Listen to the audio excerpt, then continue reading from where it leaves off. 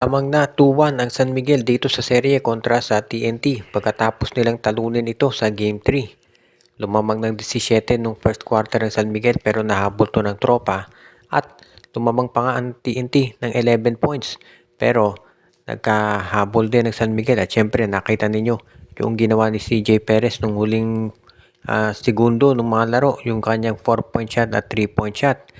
Talagang kakaiba yung ginawa ni CJ Perez. 3 points lang siya. Pero no fourth quarter naka-17. At nakita din natin doon sa game, medyo nag-init si Junmar Fajardo dito sa physicality na pinapakita nitong si Brandon Ganuelas Roser.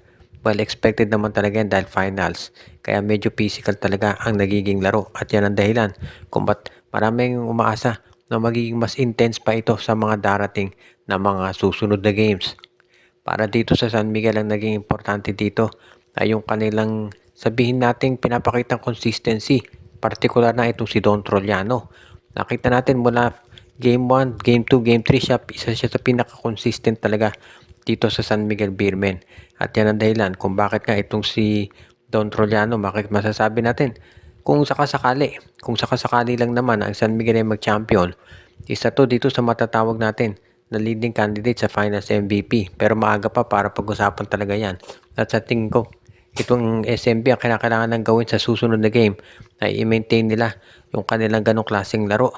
At kapag nakalamang sila ay siguraduhin na hindi na nila pahabulan ng TNT. Ito namang tropang 5G. Mukhang kailangan talaga nila na bigyan ng oportunidad to si Jordan Heading na maka-score pa. At syempre, kailangan ng dagdag na produksyon mula doon sa big men nila. Partikular na si Kelly Williams na na-foul trouble. Yan ang dahilan ngayon sa tingin ko kung bakit nakalamang ang SMB. Kaya adjustment yan para kay Coach Chot. Sa panig naman nitong Barangay Ginebra, sinusubukan na rin ng Barangay Ginebra na makipag-negotiate dito sa Phoenix Jewel Masters para ma-acquire ang serbisyo ng 6'7 na si Kai Balungay. Ito ang nababagay daw dito sa Ginebra pagdating dito sa pagdagdag sa kanilang lineup. Sa ngayon kasi nakikita na ng Barangay Ginebra na itong si Kai Balungay ang isa doon sa mga pwedeng tumulong talaga dito sa kanilang front court.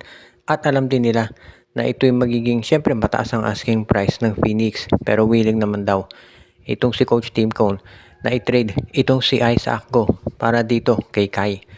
Kung sakasakali na pumayag itong Phoenix Fuel Masters, magiging sabihin natin mas formidable ngayon yung front court ng Barangay Ginebra dahil syempre hindi naman biro yung ganitong klaseng lineup na ihaharap nila kung meron kang Kai Balungay, Japet Aguilar, and of course si Troy Rosario at si Norbert Torres.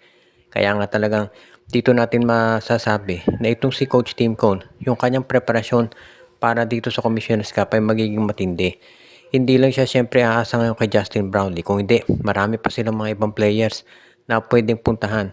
At ito nga si Kai Balungay kung masasama yan sa lineup ng Barangay Ginebra, magiging serious addition talaga yan para dito sa kanilang gagawing pagpapalakas. At alam din natin na itong si Kai Balungay, interesado yan syempre maglaro sa Barangay Ginebra. Sino ba naman player ang hindi gustong maglaro para sa pinaka-popular na team dito sa PBA? Pero syempre, depende yan kung sinong i-offer ng Ginebra at kung papayag ang bagong coach ng Phoenix na si Charles Chu na itong si Isaac Go ang i-offer na kapalit ng Gene Kings para dito kay Kai Balungay.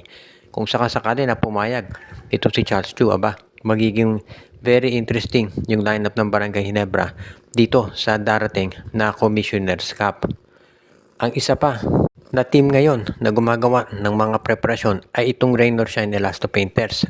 Pinag-iisipan daw mabuti nitong si Coach Cheng Giao kung paano niya makukuha itong si Cade Flores mula dito sa Titan Ultra dahil mukhang medyo matatagal ng paraw bago makarecover itong si Kit Datu, kaya nga gusto niya na makakuha as soon as possible ng isang center. Siyempre dito sa Commissioner's Cup Center ang kukunin ng Reno siya na import. Pero ang iniisip ni Coach Cheng dyan ay yung Philippine Cup dahil hindi pa natin natitiyak kung kailan makarecover itong si Kit Datu. Kaya nga pinag-aaralan mabuti ngayon kung sino pwede nilang i-offer na kapalit para dito kay Cade Flores dahil mukhang yan na seryoso na gustong ma-acquire ditong si Coach Yeng Giao. Kung sakasakali na pumayag itong Titan Ultra na i-trade si Flores, isa yan talaga dito sa mga matatawag natin na magiging cornerstone nitong rain or shine. Dahil si Cade Flores, ang taas ng ceiling niyan bilang isang player at alam din ito ni Coach Yeng. Si Coach Yeng may reputation yan na nailalabas yung galing ng mga players na kinukuha niya kahit hindi superstar.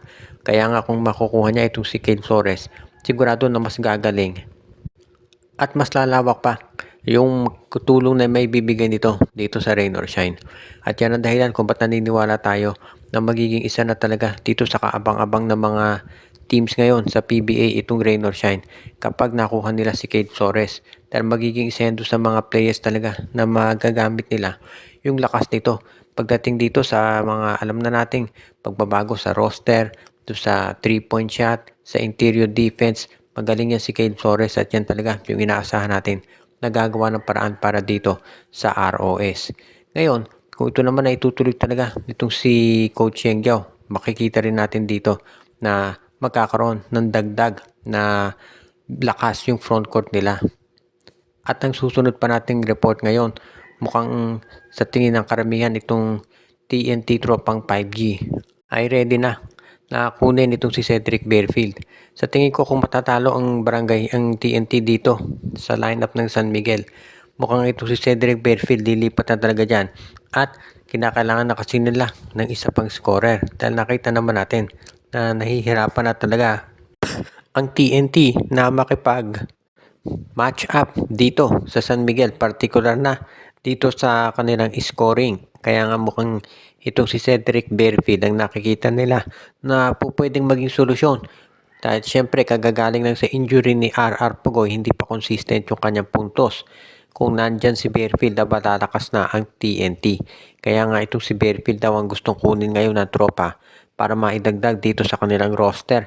At yan naman natitiyak natin na magbibigay ng dagdag hindi lang scoring kung hindi yung oportunidad sa mga kakampi niya na mabigyan talaga ng puntos. Kaya nga talagang masasabi natin na isa na talaga itong si Barefield doon sa magagamit ngayon nitong si Coach Chot. Ang problema lang hindi yan magagawa ngayong finals. If ever ma-trade si Barefield dito sa TNT, ito yung mangyayari pagkatapos nitong Philippine Cup. Kaya nga maraming naniniwala na gagawin din niya ng TNT regardless dahil obvious naman na hindi sila po pwedeng umasa na lamang dito kay Jordan Heading. At sigurado na itong magiging lineup ng TNT tayo sigurado sasabayan dito sa pagpapalakas nitong si Coach Chot Reyes ng kanilang roster. At ang isa pa talaga, magiging mas matindi na yung lineup ngayon ng TNT. At itong si Barefield sigurado mas matutuwa yung maglaro sa TNT. Dahil syempre may oportunidad na siya na manalo ng championship kapag napunta siya dito sa flagship team nitong MVP group at alam ng SMC yan.